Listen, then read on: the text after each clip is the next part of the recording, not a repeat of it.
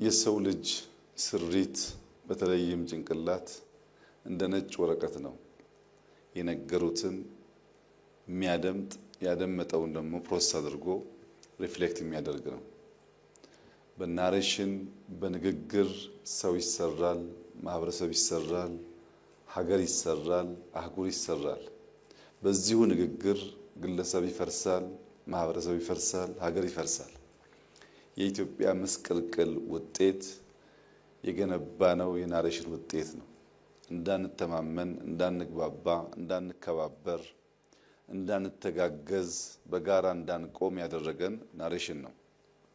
አፍሪካም እንዲሁ ትልቅ ሳለች ትንሽ መስላ እንድትታይ ፊዚካሊ አንሳ አቅሟ አንሶ የመፍጠር አቅሟ አንሶ እንዲታይ የተሰራበት ዋነኛው ምክንያት በናሬሽን ጭንቅላትን ለመመገብ የአፍሪካ ሀገራት የነበራቸው ዝግጁነት ውስን ስለሆነ ነው።